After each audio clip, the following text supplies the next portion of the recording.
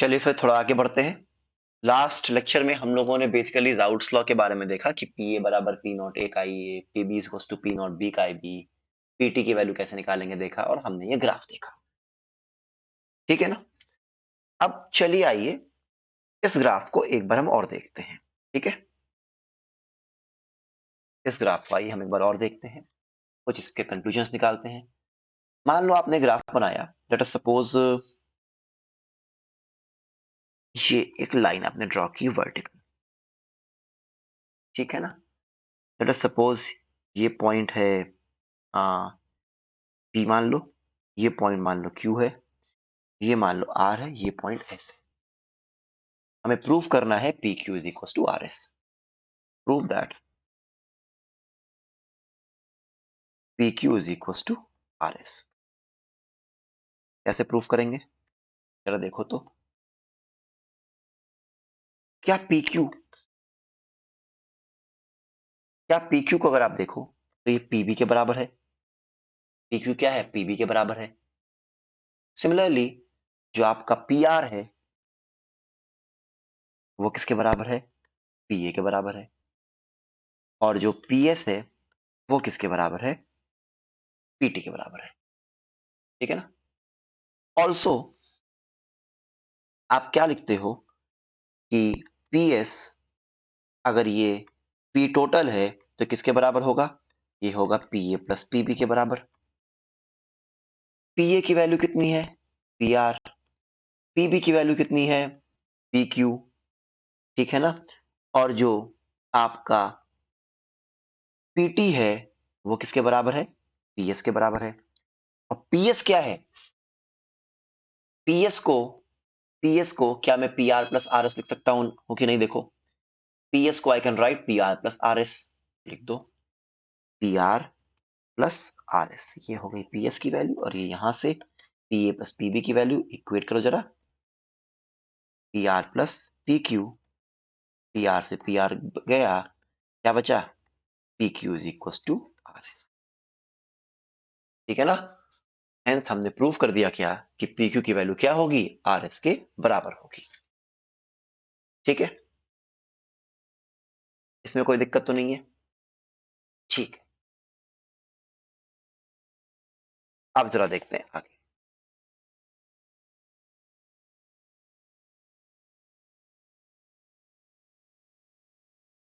अच्छा, मैं आपको शुरू से ही कह रहा हूं हमारे सिलेबस में हमें क्या पढ़ना है, हमें पढ़ना है बाइनरी सॉल्यूशन। देखो ये सॉल्यूशन बाइनरी है, binary solution which is liquid, binary liquid solution.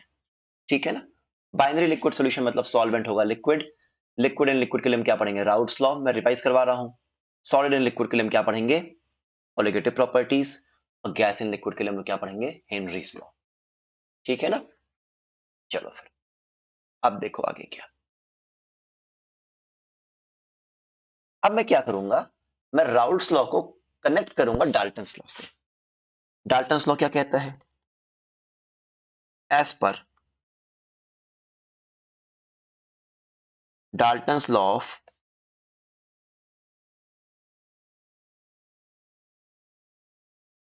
Partial pressure. Dalton's law of partial pressure क्या बोलता था, याद करो कि अगर किसी कंटेनर में मान लो दो गैस है, मान लो ये लिक्विड है, इसके ऊपर वेपर्स हैं ए के, वेपर्स हैं बी के। Dalton's law of partial pressure क्या बोलता था कि partial pressure as per Dalton's law of partial pressure क्या था, partial pressure of a component of gaseous mixture, partial pressure of a component of gaseous mixture is equal to, Dalton's law revise करना, is equal to the product of its mole fraction and total pressure। याद आ रहा है। और चूंकि Dalton's law तो gas का partial pressure बताता है बेटा, तो यहां पे आपको ये बात समझनी है कि ये जो मोल फ्रैक्शन लिखा है ये किस फेस का है, गैस फेस का है। Therefore, as per Dalton's law, as per Dalton's law मैं क्या लिख सकता हूं, Pa की वैल्यू क्या होगी, Ya, where Ya is the mole fraction of A in the gas phase into Pt। मेरी बात समझ में आ रही है? Pb की वैल्यू क्या हो जाएगी, Yb into Pt। They are as per Dalton's law. मेरी बात समझ में आ रही है, बताओ।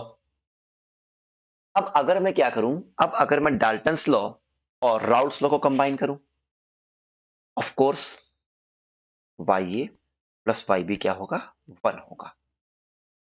सम of mole fractions of components of solution कितने होते हैं, 1 होते हैं। अब हम क्या करेंगे, डाल्टन्स लॉ और राउल्ट्स लॉ को कंबाइन करेंगे। आइए कंबाइन करते हैं। कंबाइनिंग राउल्ट्स एंड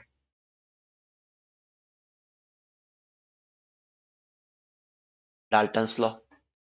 अगर मैं राउल्ट्स और डाल्टन्स लॉ को कंबाइन करूं तो हमें क्या मिल जाएगा, तो देखो तो आपने क्या लिखा, आपने लिखा Pa बराबर P नॉट ए का ये था as per Raoult's law. As per Dalton's law Pa बराबर Ya डॉट Pt। अगर मैं क्लब करूं दोनों को, अगर मैं दोनों को क्लब करूं तो मुझे क्या मिल जाएगा, देयरफॉर P नॉट ए का बराबर क्या हो जाएगा, Ya dot Pt is equal to also P।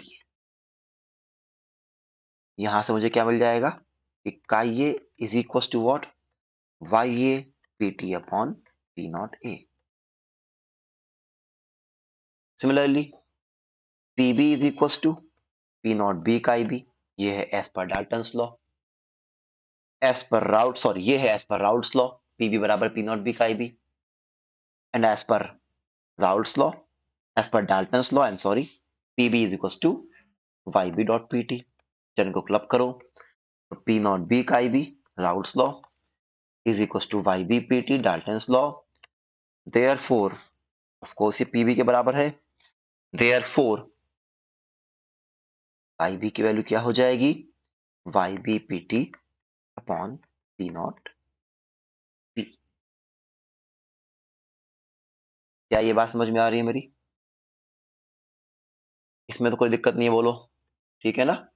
चलो अब आपने क्या बोला कि भाई का ये प्लस का बी तो 1 होता है, तो अगर का ये प्लस का बी 1 होता है तो मैं लिख सकता हूं क्या, मैं लिख सकता हूं सिंस का ये प्लस का B is equal to 1, therefore का ये की वैल्यू क्या थी बेटा, जरा देखो तो, Ya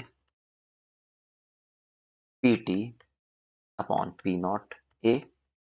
का बी की वैल्यू क्या थी, Yb Pt upon P not B is equal to 1, और Ya by Pa not plus Yb by Pb not is equal to 1 upon Pt। क्या ये बात समझ में आ रही है मेरी? वेरी वेरी इंपॉर्टेंट, ठीक है, इसमें तो कोई दिक्कत नहीं है। अच्छा अब आप एक बात मार्क करो, जरा मेरी बात समझना आप। जब आपने PT versus composition of solution बनाया, मोल फ्रैक्शन ऑफ सॉल्यूशन बनाया, तो ग्राफ कैसा आया था, लीनियर। ग्राफ कैसा आया था, लीनियर। लेकिन आप खुद सोचो, क्या PT versus composition of vapour, क्या ये लीनियर आएगा, बस ये बताओ, नहीं ना। अभी आप एक बात ध्यान में रखो, बस ये आगे काम आएगा कि पीटी वर्सेस वाई ये जो रहेगा, मतलब PT versus composition of vapour क्या होगा, नॉन लीनियर।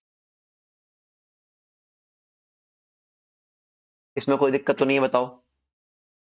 अच्छा एक बात और आपको ध्यान देनी है, ये जो आप सभी ऑब्जर्वेशंस जो आप लिख रहे हो, इसमें टेम्परेचर का रोल तो कहीं लिखा नहीं है।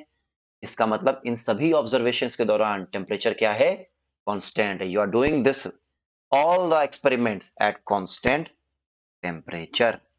ये सारी बातें अंडरस्टूड होनी चाहिए। और दूसरी बात, चूंकि आप वेपर प्रेशर निकाल रहे हो, वेपर प्रेशर हमेशा किस पे निकालते हैं, after you have attend the equilibrium. ये सारी बातें बाय डिफॉल्ट तो होल्ड करती ही करती हैं। क्या ये बात समझ में आई मेरी? देख लो, इसमें कोई दिक्कत, इसमें कोई समस्या, इसमें कोई परेशानी। ऑफ कोर्स हमें चीजों की डीप अंडरस्टैंडिंग के लिए इन इन फॉर्मूलोस को फील करने के लिए हमें क्या करना पड़ेगा? हमें क्वेश्चन सॉल्व करने पड़ेंगे, हमें न्यूमेरिकल सॉल्व करने पड़ेंगे। ठीक है, आइए क्वेश्चन करते हैं इस पे। जैसे मान लीजिए मैं क्वेश्चन देता हूं आपको कि the vapour pressure of two volatile liquid mixture is Pt is equals to 5.3 minus 2 kb in centimeter of Hg, where kb is the mole fraction of B in the solution. ठीक है, what are the vapor pressure of pure liquids A and B? मतलब हमें किसकी value निकालनी है? P not A and P not B की। हमें value निकालनी है किसकी? P not A and P not B की। कौन सा सवाल है? आपने पढ़ा है साहब PT बराबर P नॉट A का आई plus P not B chi B, but जो आपको PT दिया है वो सिर्फ और सिर्फ का आई बी के फॉर्म में दिया है, तो का ए को आप लिख दो का आई बी के फॉर्म में। क्या लिखोगे? P not A 1 minus chi B plus P not B chi B is equals to what? P not A minus P not A chi B plus P not B chi B. Therefore, PT is equals to क्या हो गया? P not A plus P not B minus P not A chi B. आप इसको compare कर लो, ठीक है ना? तो क्या comparing with PT is equals to 5.3 minus 2 का आई बी। आई थिंक यही डेटा लिया था मैंने। हाँ जी, यही डेटा लिया था। कंपेयर कर लो तो P नॉट A किसके बराबर हो गया? 5.3 सेंटीमीटर ऑफ एच जी, और P not B minus P not A किसके बराबर हो गया? P not B minus P not A किसके बराबर हो गया? -2 के बराबर हो गया। Not B minus P not A। ठीक है, therefore P नॉट B की वैल्यू क्या आ जाएगी? -2 plus P not A -2 plus 5.3 equals to what? 3.3 centimetre of Hg। therefore P not B बराबर 3.3 सेंटीमीटर ऑफ Hg। क्या इसमें कोई दिक्कत है? समझ में आ गई मेरी बात? ठीक, चलो फिर अब मैं एक क्वेश्चन और कराता हूं, और अब मैं जो क्वेश्चन कराऊंगा वो बहुत इंपॉर्टेंट कॉन्सेप्ट्स आपको सिखाएगा। ठीक है ना? उसकी हमको न्यूमेरिकल वैल्यू कैसे क्या आ रही है वो तो हम फॉर्मूला रख के निकाल लेंगे, लेकिन उसको फील करना भी आवश्यक होगा। उस क्वेश्चन से हम कई सारी चीजें सीखेंगे जो कि हमें एडवांस्ड पॉइंट ऑफ व्यू से काम आएगा। ठीक है ना? जैसे मान लो मैंने आपको क्वेश्चन दिया कि 1 मोल of liquid A and 1 mole of liquid B। अच्छा, हम ये ऑफ कोर्स मान के चलेंगे कि दोनों के दोनों लिक्विड कैसे हैं, वोलाटाइल हैं, दोनों ही राउट्स तो फॉलो करते हैं, ये अज्यूम रहेगा। 1 mole of liquid A and 1 mole of liquid B are mixed together,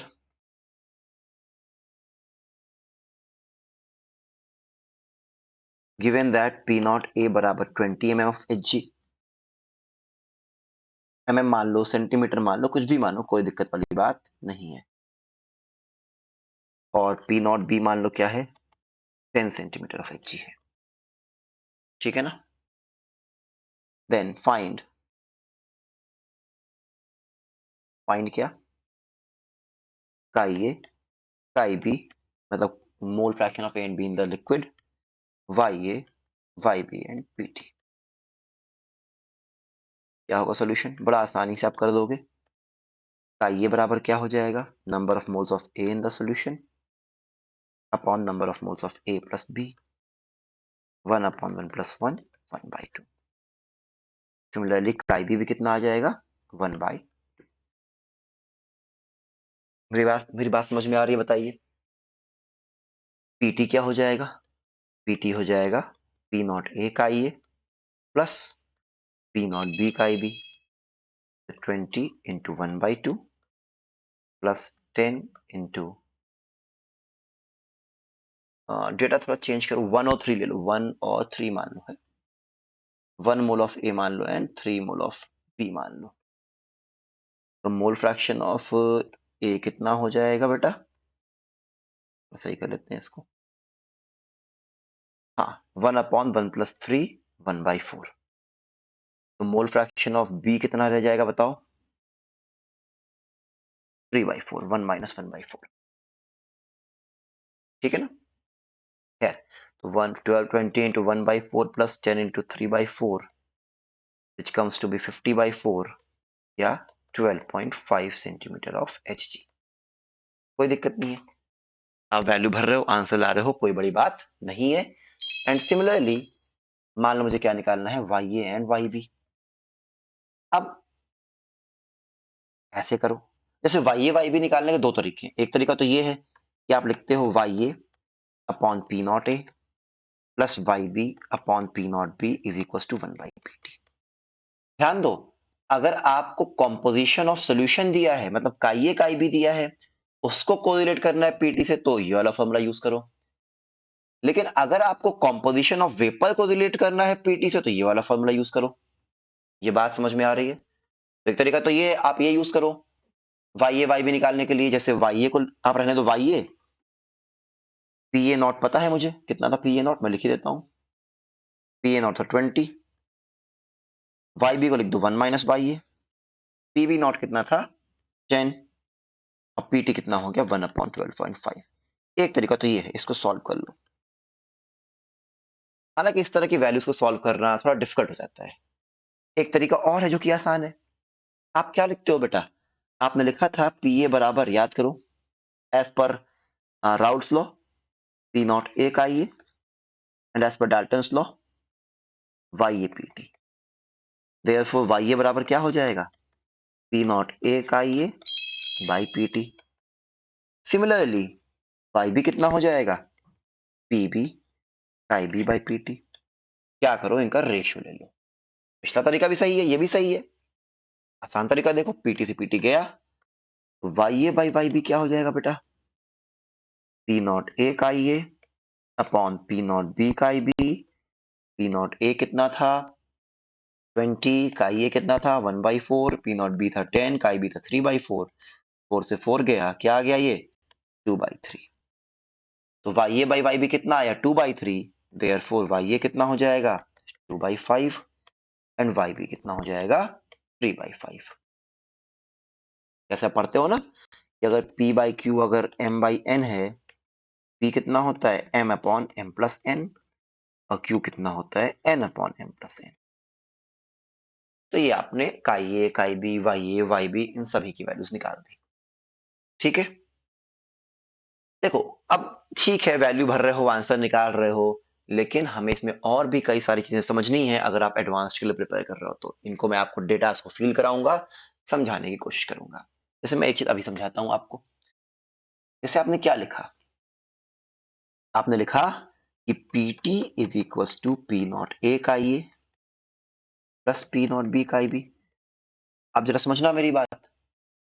तो क्या इसको मैं पीटी को क्या मैं P not A into N A upon N A plus N B कर दूं, और इसको P not B into N B upon N A plus N B कर दूं? बताओ। और पीटी बराबर क्या हो गया? P not A N A plus P not B N B upon N A plus N B. जरा समझो तो। देयरफॉर क्या मैं ये नहीं कह सकता हूं कि PT will be the average of, PT is the average of P not A and P not be. Sir ये कैसे आपने लिख दिया? सर ये कैसे आपने लिख दिया? अरे आप पढ़ते हो ना, जैसे मान लो एक क्लास में आ, एक कोई एक क्लास है, उसमें 10 बच्चों का वेट है 50 किलोग्राम, ठीक है ना? 8 बच्चों का वेट है 40 किलोग्राम, ठीक है? तो बताओ एवरेज वेट कितना होगा? तो कैसे निकालते हो? 50 into 10 plus 40 into 8 upon 10 plus 8 करते हो कि नहीं? वही तो मैंने यहां भी किया, ठीक है ना? तो पीटी क्या होगा? जो आपका टोटल वेपर प्रेशर और सॉल्यूशन होगा वो क्या होगा? वो पी नॉट ए और पी नॉट बी का एवरेज होगा। और चूंकि वो पी नॉट ए और पी नॉट बी का एवरेज है, तो आप फील करो, जो पीटी है it will lie between, PT will lie between P not A and P not B, मतलब total vapour pressure of solution वो पी नॉट ए और पी नॉट बी के बीच में ही लाई करेगा, उनके बियॉन्ड नहीं जाएगा, ठीक है? जैसे कि एवरेज का कॉन्सेप्ट आप सोचो, अब आप मन में सोचो, मैंने क्या दिया? मैंने आपको दिया पी नॉट ए 20, मैंने दिया पी नॉट बी 10। ए के आपने कितने मोल लिए? कितने लिए थे? 1 मोल लिए थे। बी के लिए थे 3 मोल। जरा सोचो आप कैसे आंसर 12.5 कैसे आया होगा? 20 और 10 के बीच का डिफरेंस कितना आया? 10 आया। अब इस 10 को मुझे डिवाइड करना है 1:3 के रेशियो में। अच्छा, 10 को मैं डिवाइड करूंगा 1:3 के रेशियो में, मतलब एक और आएगा 2.5, एक और आएगा 7.5, एक और आएगा 2.5, एक और आएगा 7.5। लेकिन किसके मोल्स ज्यादा हैं? बी के मोल्स ज्यादा हैं, तो जो एवरेज आएगा वो बी के करीब आएगा। तो 10 में क्या करोगे? 2.5 ऐड करोगे, thus that answer lies near to 10। Answer क्या आ गया? 12.5। हालांकि आप डायरेक्टली आप न्यूमेरिकल से भी सॉल्व करो, कोई दिक्कत नहीं, but I just want to give you a feel. अच्छा, जैसे मान लो एन और एम बी 103 नहीं होता, मान लो ये होता 1 मोल ये 1 मोल ये। अगर एक एक मोल आप लेते, अगेन 20 और 10 के बीच का डिफरेंस 10, उस 10 को आप क्या करते? दो इक्वल पार्ट में डिवाइड करते, 1:1। क्या आता? 5 और 5, तो एवरेज कितना आता? 15। मान लो 1 और 1 मोल ना हो के 2 और 2 मोल होता, तब भी तो रेशियो क्या आता? 1:1 का ही ना आता, अगेन 15 आता। लेकिन मान लो ये मोल्स 1 और 3 1 1 1 2 ना हो के मान लो ये होता 1 mole of A 9 mole of B. अब कैसे करते? 20 और 10 के बीच का डिफरेंस कितना हुआ? 10 हुआ। 10 को डिवाइड करो 1:9 के रेशियो में, एक और आ जाएगा 1, एक और आ जाएगा 9। किसके मोल्स ज्यादा हैं? बी के, तो आंसर करीब किसके आएगा? बी करीब आएगा। 10 में क्या करोगे? 1 जोड़ दोगे, पीटी कितना आएगा? 11। अदरवाइज फॉर्मूला तो आपके पास डायरेक्टली है ही है, ठीक है ना? तो इस तरह से आप चीजों को देखोगे तो आपको एक बेटर फील आएगी सब्जेक्ट की। पीटी की वैल्यू पी नॉट ए और पी नॉट बी के बीच में लाई करेगी। डिपेंड करेगा कि मोल्स ज्यादा किसके हैं। This is the meaning of average, जो आप पढ़ते हो मैथमेटिक्स में, वेटेड एवरेज, ठीक है ना? चलिए फिर और भी बातों को लेके मैं आऊंगा नेक्स्ट लेक्चर में आपके लिए। That's all for today. Thank you all end of course happy learning.